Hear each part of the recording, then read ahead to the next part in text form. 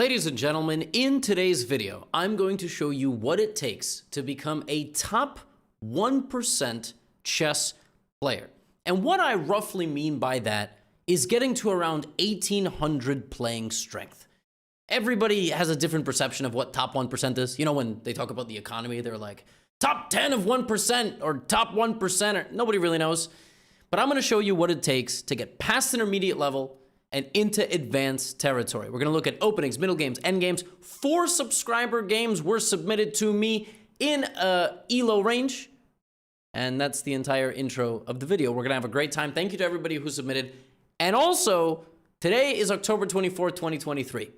I don't know when you're watching this in the future. I don't know if you still watch the channel. I don't know if the channel still exists. But today, I would just like to say, is a very special day in my life, because today is the official launch of How to Win at Chess. This is a chess book designed to be read by absolute beginners. You could pick up this book and not know anything about the game of chess, and you can end it around 1300 playing strength in skill. It has QR codes. It is the first chess book that I know of in history that has QR codes. There is no chess notation that you have to know. It's got over 500 illustrated diagrams. This is my life's work.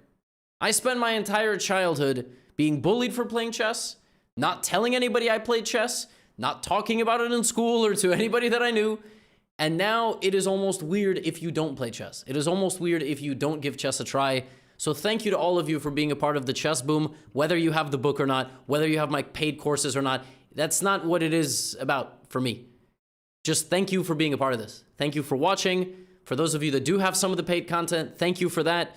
Those of you that ask me to write birthday messages to your kids because chess is such a big deal in your household, regardless of what age you are, and for everything in between. Just thank you. And the book is out.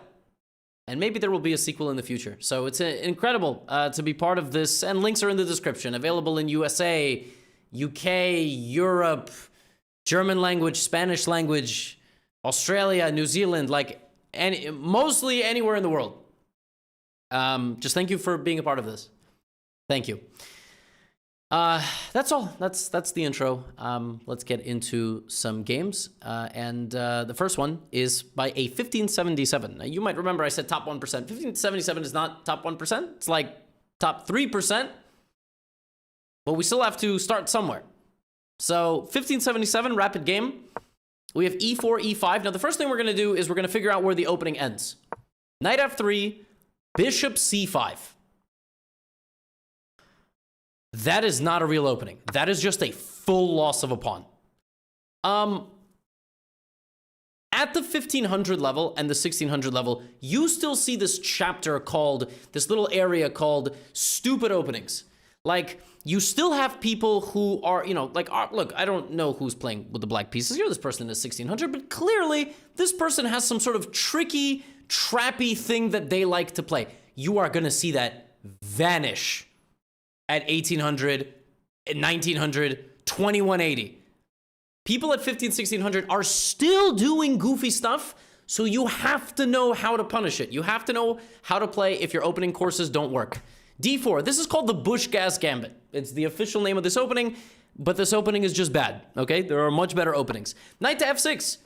Look at this move. This is a very, very, very tricky move. Essentially, black is saying, take my bishop so I can take your knight and guarantee that I win back one of the pawns. Now, even here, white can probably just play knight c3, and in general, the way you tame a stupid opening is you just play solidly and don't let your opponent have fun. Like, you know what I would do here? I mean, I guess there is queen to e2, but if you really want to be solid, just trade all their pieces and be slightly better for the entire game. Bishop to f4, long castles, don't let them have fun. White plays f3. I don't hate this move at all. This is a great move. You defend your center, and now you are just ready to finish developing. Black goes bishop b4 check. Look how much time black spent. Black was clearly rattled by this move, even though it was just a solid move. Bishop b4. Now white built up a big wall and just went knight c4. Now white's completely winning. White won a center pawn and just has a good center, right? Very solid center, and won a pawn, as a bonus. And now white just has to consolidate. Now, e5, by the way, is a very nice move, punishing black's setup, but it's not actually threatening to win anything because there's a pin. So black could move the knight and then maybe move the bishop, but maybe not, actually. Maybe not. Maybe the bishop is just purely trapped now that I'm looking at this. Maybe the bishop's just trapped after this. Well done. Look at that. Now, again, a lot of people here might just go bishop e2 and castle. I love e5. I just thought this bishop wasn't trapped. That was an oversight by me. Bishop, look at this. Just winning the bishop. Punishing this bad opening, taking, and just bringing the knight back to d2. But a mistake. 1500 is not perfect. You should, at this point, be thinking, how is my opponent going to bother me? My opponent wants knight e3, or knight f4, or queen h4, right? This is allowing too much. And look at this, 1.3 seconds spent. In chess, we like to say knight on the rim is dim, right? Like, oh, I don't want to put my knight on the edge of the board. No, superseding concepts. This is what I like to call superseding concepts. You know, you don't want to put your knight on the edge of the board. So if you have an option, you should obviously put it here. No, because now you have this. So in this particular case, it was fine to put the knight on the edge of the board. It would have came back and you wouldn't have blocked your bishop. And now look at this. Now here comes black. Tactical, sharp, right? Knight e4. Now take, and bishop to b7, trying to put pressure. Now white, this is the most clutch move that white played. White in this position could have just been like, oh, I gotta guard my knight, and then lost the game after d5. Lost the game. Just, you're gonna lose, because d5, f5. So white responds here by going, this is the threat. Danger levels. Bishop to g5. A very, very well-timed move, using the knight that is still pinned. The queen now goes back to e8, and now we defend the knight with the king. Now, we could have just done that. We could have probably just played king d3, but it's better to play bishop g5 because it's a free developing move. You're just getting a full bishop out, and I can't go f6 because of this pin. Now, I don't know if white saw all of this when they played bishop g5, but that was a fantastic move. And now look at this danger levels. Your bishop is hanging. A lot of you would go, I gotta go bishop f4, and then takes, and then trap the rook. I'm so smart. No, what's worth more than a bishop? Boom!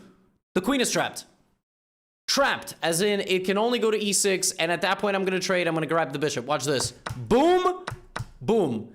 By the way, best move. If you try to get greedy, rook takes f3 is check. So white, seeing this, simplifies down, finishes development, doesn't rush out with the knight because white knows it's not trapped, and let's see this conversion process. See, that is excellent stuff. Do you know how many beginners here would just snap take this? Just allowing in activity? Look at white just closing the position. Rook f4, getting the rooks off the board. A great move. Rook e1, I mean, I would have taken on f4, but rook e1, I guess they wanted to play rook e4. Now they take rook e4 as a forced rook trade. Knight c6, take, and let's watch this conversion. c5, knight c4, take the pawn. Black should not be trading knights there. I would go for the d7 pawn. We got to get the d7 pawn. Now we can stop. Let's reroute our knight. En passant. Okay, en passant. Right, at 1500, they still don't remember about that rule. But knight e4, stop everything, promote the pawn, and in this position, black resigned. Excellent game. Dealt with a goofy opening in a perfect way. Took a chance in the opening, not just like, oh, I gotta get castled. No, punishing, unpinning, excellent simplification. Bad move. You're not gonna play a perfect game at 1570. Bad move. Knight on the rim would have been fine because you would have gotten to castle. This was definitely blundered, but good consolidation, saving the king. Bishop g5 was just unbelievable. Amazing move. Now, let's keep going. Another game where Gotham's up 1790 this time. Now, look at this. This is very different stuff. We have a Taimanov Sicilian, a mainline Sicilian defense. No BS. Now, white could play the Alapin, white could play the Smith-Morra Gambit, but white plays the main line. White plays the main line. Look at this. Bishop e3. This has all been played many, many times before. The principal move against b5 is to take on c6, but let's look at white just playing all of the ideas of this opening. Black now wants to fight on the queen side with bishop b4. Now, if you want to be a top 1% chess player, you have to not just know your openings. You have to be able to explain the ideas of your openings to a child. What are black's ideas in this opening? Who is going to understand their opening better? Take, and now white should be playing for bishop to f3. White does that. First white goes queen d4. Don't know why white played queen d4. I think white was trying to prevent b4, but bishop f3 was very strong, and now bishop f3. And now yes, this is exactly what we want. In the Sicilian, if white can strike first, look at this very coordinated effort. If white can strike first, what they're going to do is they're going to open up the position for their attack, and black is going to feel very airy here, like a windy day in summer, and you're wearing a tank top. Knight d7. Now, something is cooking here. Something is cooking up. The Sicilian is one of the most tactical openings in chess. Knight d7 was not a good move. Black does not have an understanding of the Sicilian. All right? They have to time when they play certain moves. You can't just play b5 anytime you want in this opening. Bishop e3, b5, it's a big commitment.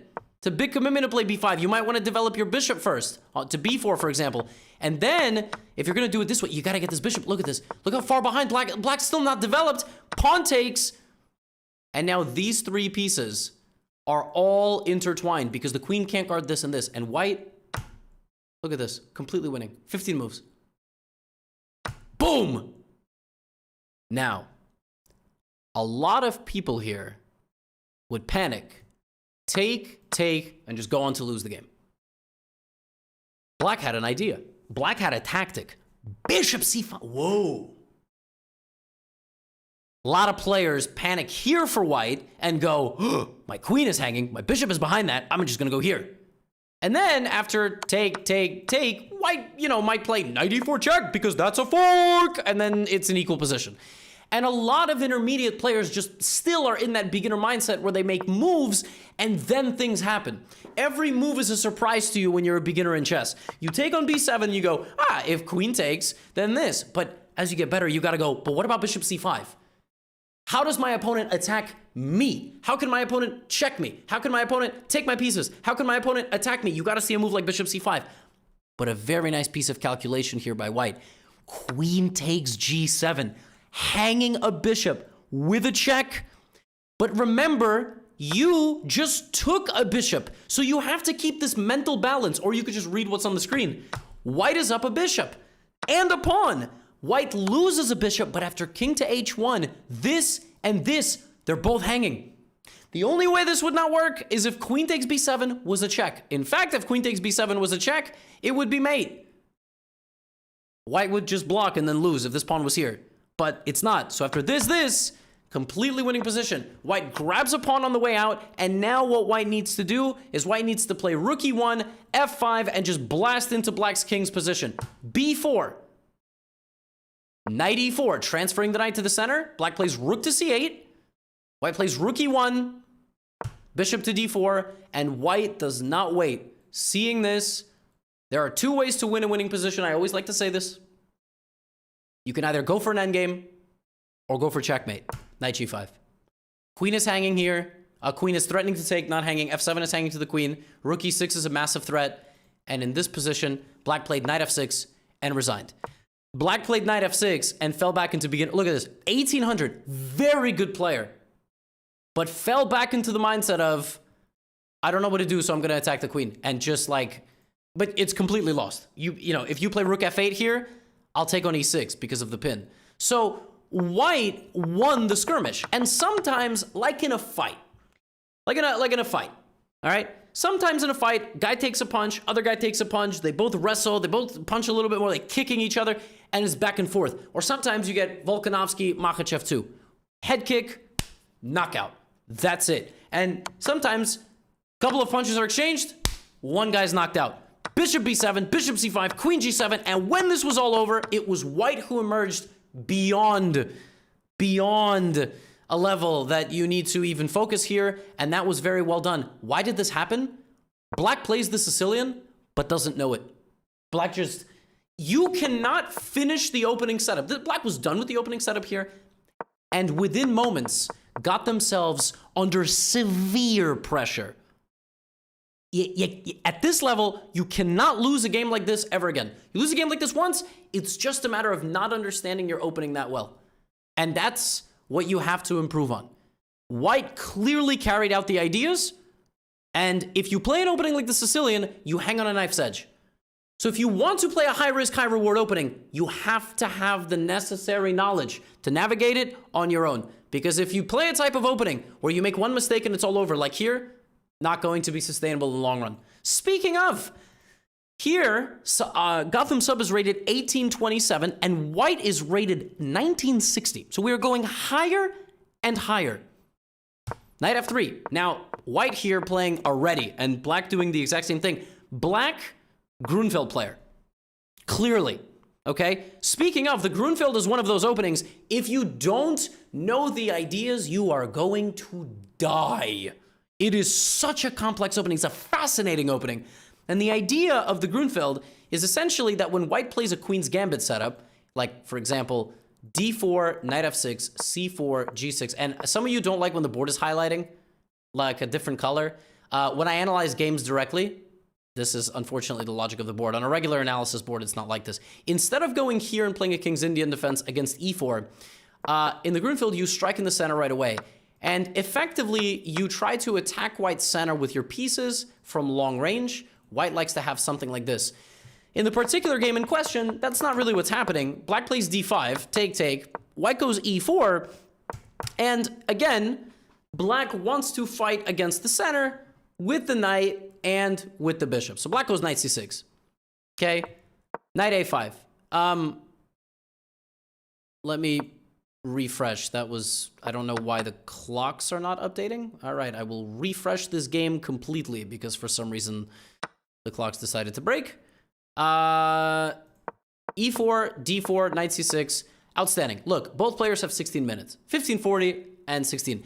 At this level, they know the opening. Now they need to think on their own. So black knows that black is going to park the knights on the edge of the board and pressure this. Maybe go bishop G4. Maybe E6 and C6. The knight will dance into this square, right? Here comes C6. Exactly what you're supposed to do. And now white spends 2 minutes and 30 seconds, plays bishop G5. Okay. Pinning the pawn to the queen. What I would do here is I would play H6. My logic for attacking this bishop is, can it go there and maintain this position? No.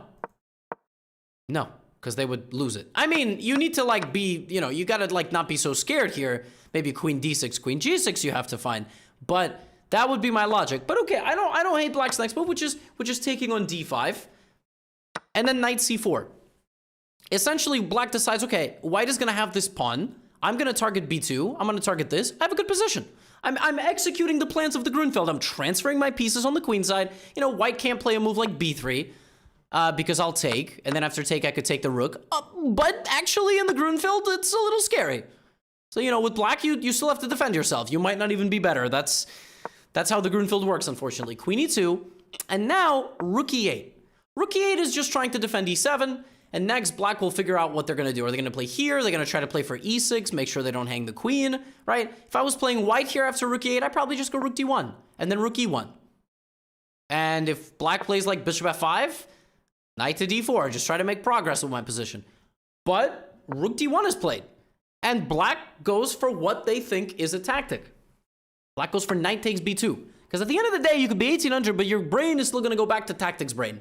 The idea here is the queen is attracted to the knight, not like that, and then is pinned here, so knight a4. And actually, the best move here, believe it or not, is knight takes a4 and getting the 3 pieces. The 3 pieces here are better than this queen, 100%. 100%, because rook c1, knight c4, knight e5. And this is actually a moment where I'm not sure Mathlete knew that. Even as a 1900 or 1830, you can learn things in chess. And believe it or not, more often than not, in a position with more pieces on the board, 3 pieces are better than a queen. Now, if it's like an endgame, and there's like queen and pawns versus 3 pieces, probably the queen is going to win because it's just too fast. But on a board like this, when white does not have any targets, 3 pieces for a queen is not that good of a deal. But neither player knew that. That's just kind of like a fundamental thing. It's just one of those things you add to your barrel of chess knowledge, all right? Your barrel of chess knowledge. This is my barrel right here. You keep adding stuff. You know, you get to 1900, 3 pieces for a queen. That's not something you need to learn when you're 700. There's nothing about 3 pieces for a queen in this book, all right? That's stuff you do later.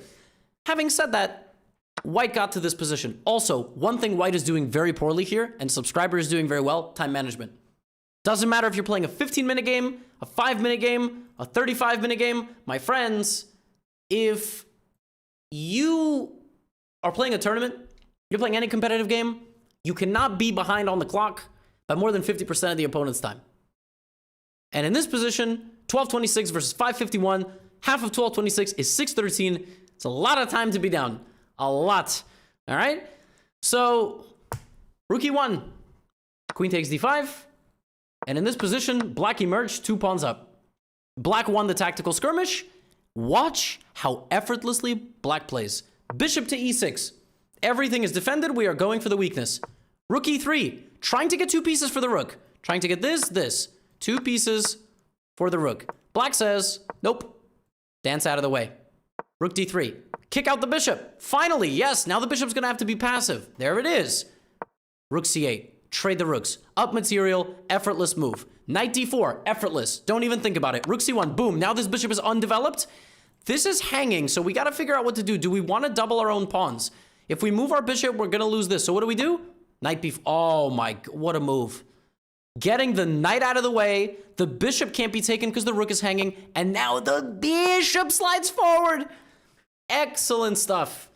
Excellent stuff here. This is superb. Bishop a3. The knight is hanging. If we move it, the bishop's... Let's just grab the bishop. Bishop... All right, king takes. Now we got to guard our knight, right?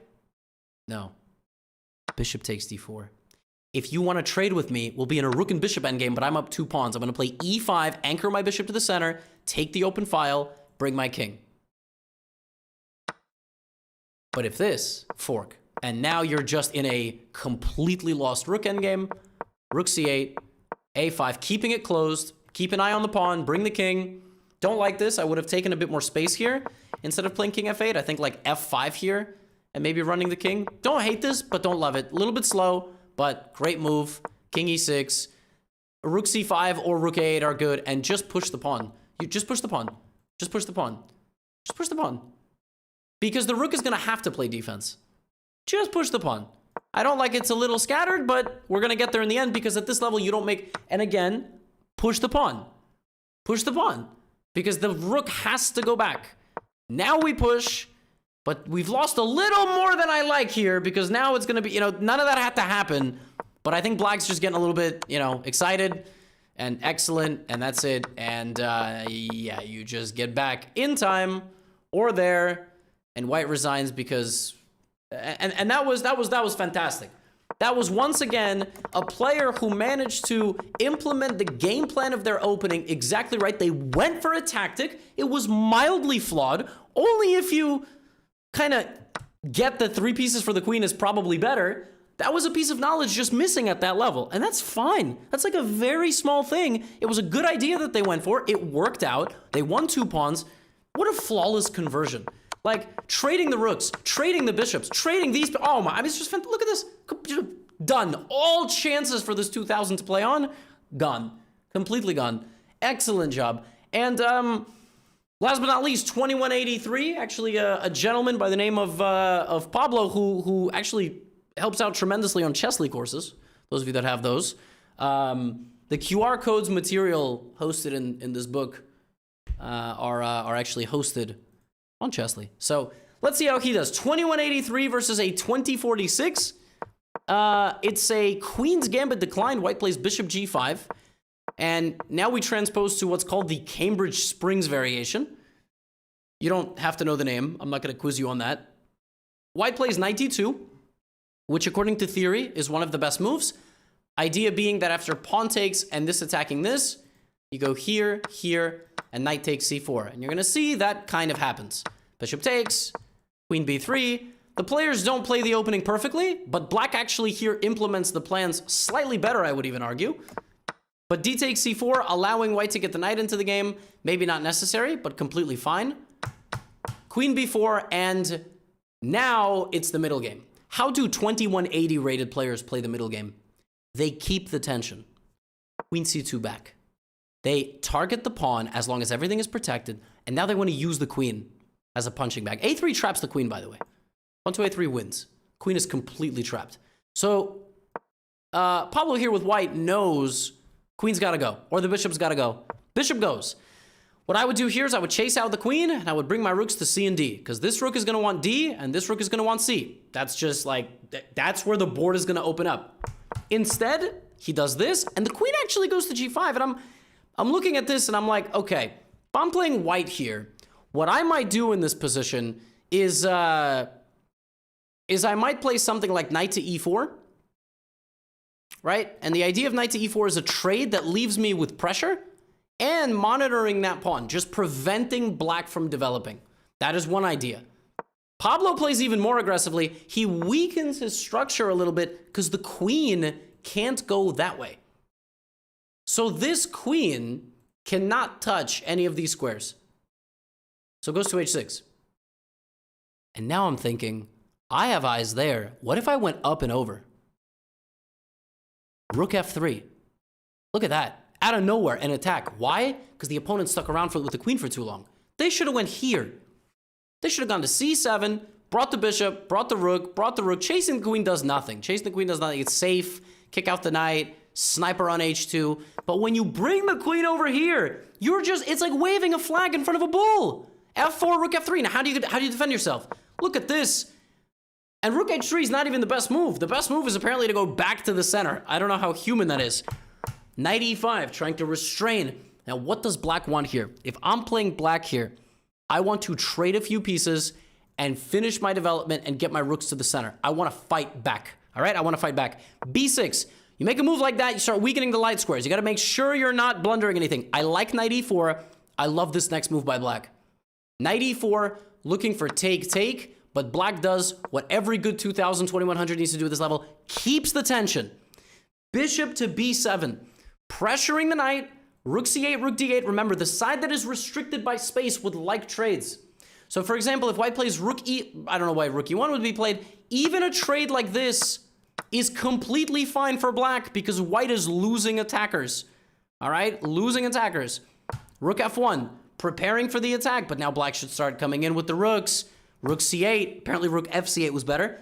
Queen b1. Keeping that battery. Rook d8. Excellent. Or is it? Or is it? It's been 23 moves of high-level chess. At the earlier level, something already happened at this point. Some tactics, some blunder. Rook d8, kind of a absent-minded, like, I'm just putting both rooks on the open file. One inaccuracy. Black mentally left this knight here. Just like, it's there. He's not taking me. I'm not taking. We're staring at each other. One mistake, and white went boop. What's the big deal? Two knights attacking f7. So what? Everything else is a brick wall, right? Everything else. Black just went back to f8. Well, knight takes f7. And in this position, rook takes f7. It's not about that. Knight takes e6.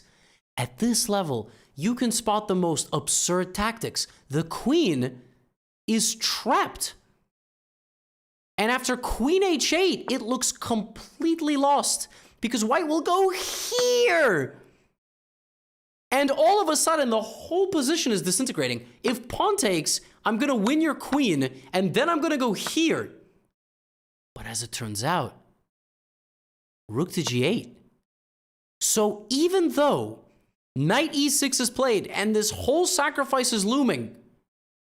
At this level of chess, because you have such a high foundation of skill, things rarely end in flash knockouts. Things rarely end in crazy, absurd victories like this. But in this position, black resigned. And we can learn something from that. Black resigned because they thought they were just completely lost. They were like, after this, I lose. I'm going to lose my rook and my queen. If I try to save my rook, bishop h7 and queen g6, and that's it. And queen g7 and mate. So black thought it's over. Black is 2046 for a reason. You have to keep fighting. You got 2 minutes more. White only has 2 minutes. It is very easy in this position with playing white to blunder something like queen g6, queen g7, queen g7. Take, and all of a sudden you're losing. You're losing. There is no pride and resignation. Fight till the end. You're up 2 minutes. This is so something to learn even in an early resignation. But it's amazing that at this level, one mistake can lead to something like this. Players played 23 great moves. It's a great fighting game, but it comes down to still a tactical shot, zigging and zagging in with the knight, and a resignation, just thinking that they were losing because I'm 2100, I can handle myself. I know I'm gonna lose. Why would I even prolong the game? I'm so mad. No. You just totally forgot about the counter shot from this bishop and this g-file. Something to learn all the time, right? Those other players, they'll play till mate. They won't resign like early. As you get better, you think resigning early is fine because you're like, well, I know what's gonna happen. Play it out till the end. My friends, you see, at 15 and 1600, it's still a little bit chaotic in the opening. At 17, 18, and 1900, people are studying. People are playing main lines, they're playing Grunfelds, they're playing open Sicilians, they're playing all sorts of stuff. They're playing what the top level players play. But they're also navigating the openings very well afterward. The margin of error is I mean, like they're really not making a lot of mistakes. So learn from these games. Learn from these games. You got to get through a string of games without making big blunders. And you know what will help? No, but seriously, it is a very, very proud day in my life. And if you made it 31 minutes into the video, tonight I'm doing a live fan event, my first ever in New York City. It's going to be it's like 200 people. It's sold out. So if I'm going to see you there, very exciting stuff. Please be normal. And I'll be signing books. And then there's another event on November 4th in New York City at the Catch and Ice Cream Shop. All this is in the description. Clifton, New Jersey, Barnes & Noble, November 14th. And if these all do well, y'all, might do more around the country, might go to London, might go to Europe, might go to many places. So that's how to get better at chess. That's the book. We keep moving right along. Now get out of here.